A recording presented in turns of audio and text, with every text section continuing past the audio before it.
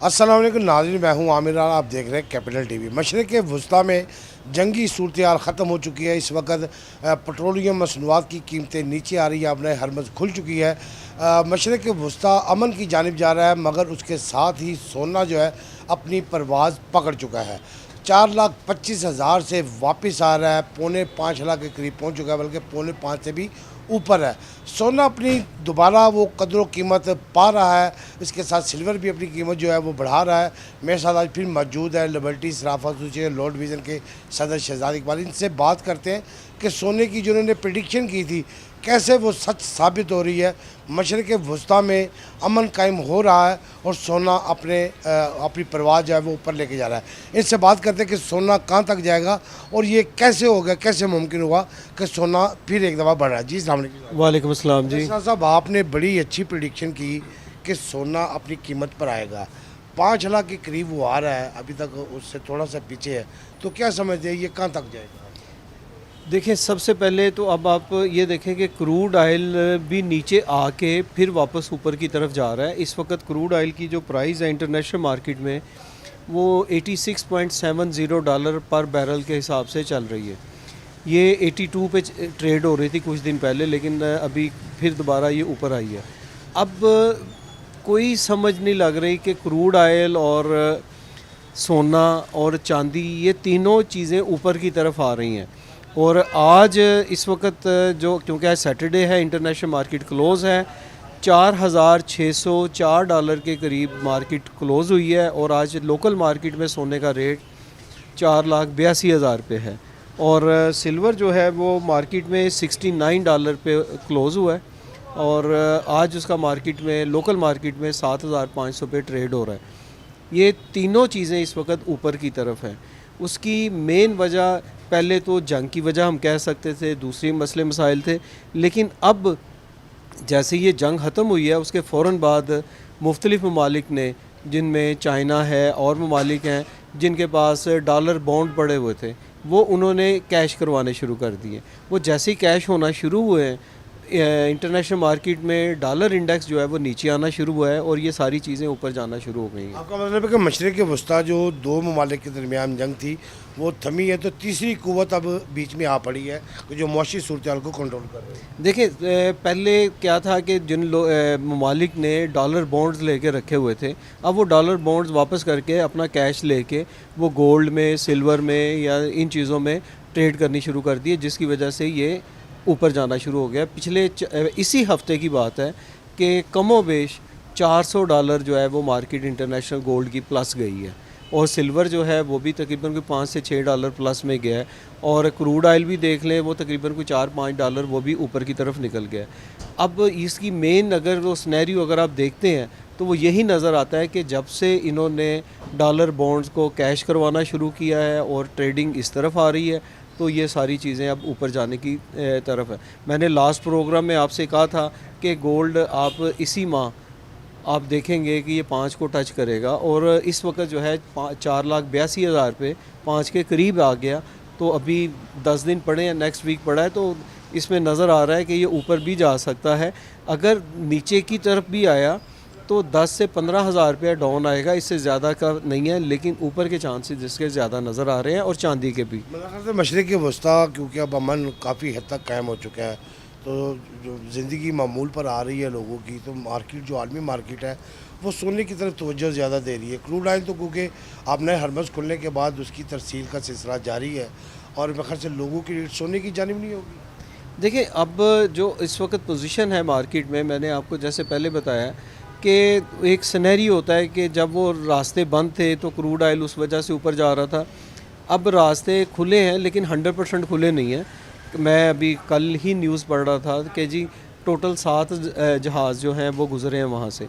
तो ये कोई बड़ी नंबर्स नहीं है कि जिसको हम कह सकें कि जी बिल्कुल 100% वो आज़ादाना वो मूव कर रहे हैं। तो इस वक्त वो भी इसमें हिट हो रहा है। और दूसरा, ये जो डॉलर्स के बॉन्ड्स थे, ये इन कैश हो के गोल्ड में इन्वेस्टमेंट हो रही है, जिसकी वजह से गोल्ड ऊपर निकल रहा है इस वक्त। अच्छा, क्या समझते हैं आपके अमेरिकन जो करेंसी है वो अपनी अहमियत बरकरार रखे हुए इस वक्त और आलमी मार्केट उसी के ऊपर चल रही है? देखें, इस वक्त डॉलर इंडेक्स नीचे है। अगर आप डॉलर इंडेक्स को देखें ना, इंटरनेशनली डॉलर कमज़ोर हुआ है, मजबूत नहीं हुआ, तो जिसकी वजह से ये सारी चीज़ें ऊपर जाना शुरू हुई हैं। अच्छा, डॉलर की कदर कीमत गिरी है, इसकी वजह से है। तो क्या समझते हैं ये तीसरी ताकत कौन सी हो सकती है जिसने ये सोने को ताकत बख्शी है और वो जो सोना है वो एकदम से 50,000 से भी ज़्यादा कीमत पर ऊपर आया है?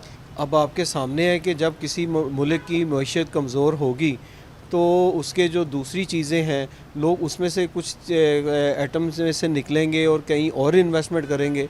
तो इसी तरह हुआ है कि बॉन्ड्स को इन्होंने वापस किया है और वापसी जो है वो इन्होंने गोल्ड में, सिल्वर में, क्रूड में इन्वेस्टमेंट करनी शुरू की है, जिसकी वजह से ये तीनों चीज़ें इस वक्त अपने हाई पे खड़ी हैं। और समझते हैं कि सोने की और चांदी की कीमत मज़ीद भी बढ़ेगी?